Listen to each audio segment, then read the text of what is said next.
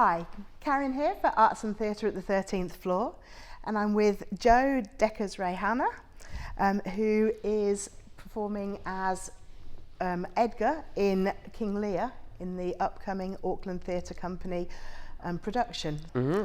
So, hey Joe. Hello. Thank you for coming along. No problem, it's nice to be here. Oh, brilliant. Now, we last met 2 weeks ago, and you were still in rehearsal space, dealing with your fighting and trying not to get injured, I think. And you're now in the theatre, and how are you feeling about it? Amazing. We had our first tech on Saturday, I think it was, and there was just a point in it where I stood there and I thought to myself, this is actually like one of the best moments I've had on stage in my career. We've got a deluge of rain that pours down on us. That's Auckland. Yeah, but inside, just getting to scream 500-year-old text across the room while being rained on by a big machine, and like huddling in between Michael Hurst's legs and in between he and Jennifer Ward Leland. It's bonkers. Is it technically complex? Yeah, massively. It's the whole thing's in traverse, and so already we've got multiple angles that we've got to play in.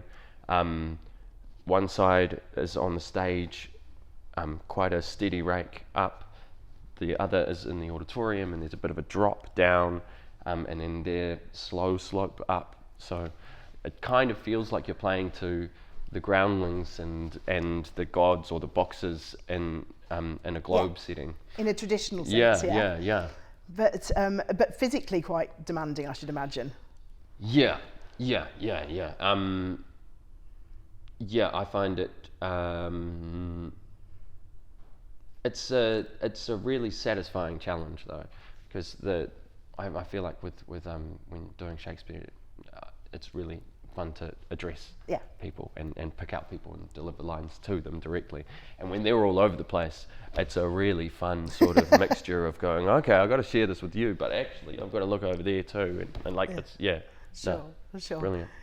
So for people who are not familiar with Lear, or indeed your character Edgar, can you just give us a brief introduction and tell us what it's all about? Yeah, so Edgar is one of the three in the subplot of King Lear. And so the main plot of King Lear is it starts off, Lear is ready to divide his kingdom in three, equally among his daughters. And he decides to play a little game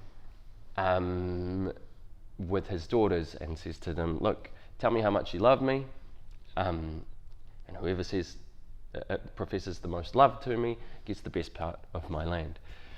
And his oldest two daughters play along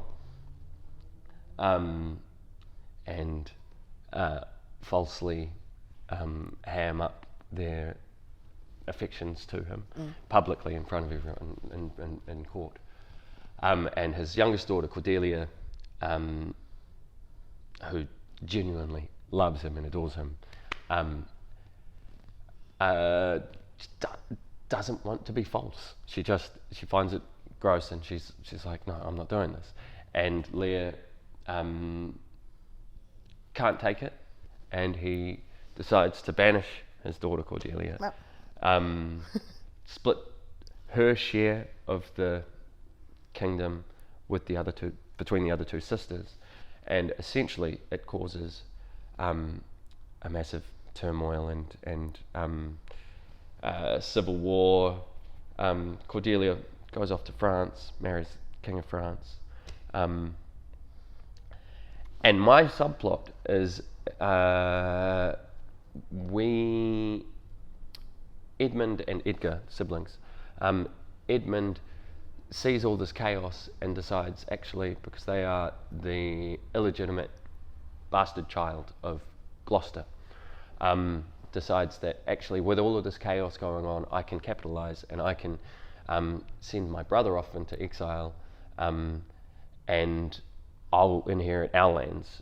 And so to do this, they convince Edgar that their father thinks that Edgar is out to kill him, and so I, as Edgar, freak out, and I'm like, what am I supposed to do?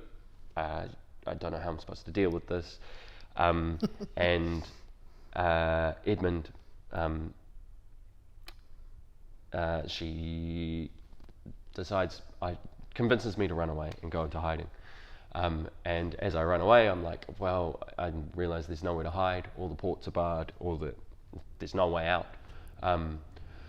And so I just disguise myself, and I go from riches to rags, and start acting crazy, and yeah. And how has it? You mentioned Michael Hurst and his legs. How has it been working with Michael Hurst? And you've got co-directors with this. Yeah, it's been really special having two directors who direct in such different ways, but really complement each other, and the whole cast. In fact, well, every department, we've got generations of different practices, and that goes to the costume department. We've got Elizabeth Whiting heading costume, and then we've got a whole bunch of Whitecliff students helping out with the builds of the sewing of costumes and designs, and then the same thing has happened with the set design. Like students understudying and helping on secondment from Toi Whakaari. In the cast, we've got various. I'm probably one of the younger middle range of performers in the show, but we've got another. I think it's ensemble of 12, maybe 12, maybe 15 students in our cast, and then we've got people who have been acting for longer than I've been around. But you've done a lot of Shakespeare before. Yeah. I've done. I think it's around 10 Shakespeare shows. Yeah. I've done Othello, Coriolanus, Midsummer Night's Dream, As You Like It. Have I done As You Like It? Anyway, All's Well That Ends Well. I'm not testing. It's an extensive list. I love doing Shakespeare. It's really interesting that discussion around Shakespeare and its relevance. And I had a really good chat about this last night, actually, where I find Shakespeare's text, even though it's 500 years old and it's from the people that colonized my people, I still find that it's super Māori. The text itself feels really Māori, like in the sense that you're speaking to multiple gods. There's pagan sort of god beliefs which really tie in really closely to what we do here and with Māori beliefs, right? And so I've got speeches out to I'm talking to Tawhiri Mātea when I come out and have my first speech in Act 2, and I'm always speaking with metaphor, which is a real massive thing in Te Ao Māori, and the raw and emotional and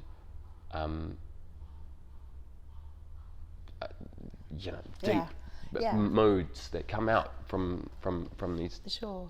It's abstract and it's I feel like it's I'm saying Māori words.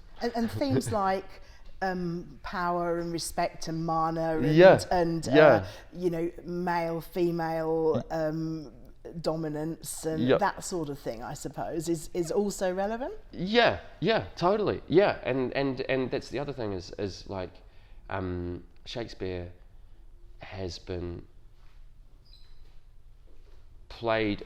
Shakespeare was as like you put up a mirror to the world, and that's how you want to play Shakespeare. So like, I think all of its themes really reside now for all of us, and it's really fun discovering new things and what other people are saying to you on stage constantly. Like you go, oh, I haven't even heard that line properly like that. It's the interpretation. Yeah, you can play, you can hear and play things in so many different ways. So how did a lad who didn't particularly enjoy school and end up performing Shakespeare and writing plays and songs and... So largely the reason I'm an artist is my mum. I was really into graffiti as a teenager. There's a couple of ways you can go with graffiti, right? Like you can be on top of it for being everywhere and having just like tags all over the place, or you can be top of the game at like making really beautiful pieces.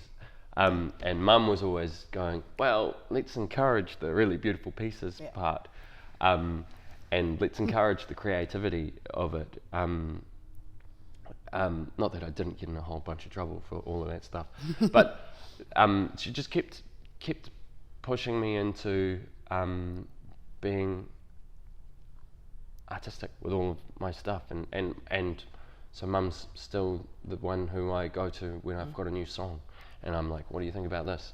And she'll give me sometimes really harsh notes. But she's like, she's the first person I will share a new piece of work with. And she's coming along to Lear? Yeah. So you get some harsh notes there? Or is Michael Hurst worse? I mean, Michael's notes have been pretty Michael's been giving me some really cool notes lately at the past few. He's been really encouraging me to find a softer place to play from with my voice, and it's been a real challenge because when you're in such a big space, and you've got all this, you're used to filling a space with with all the training you've done, but we've got mics, so we can actually afford to bring things down a bit, and it's been I've really learnt a lot about myself as a performer with Michael's constant. It's like the same note. I keep on getting the same note.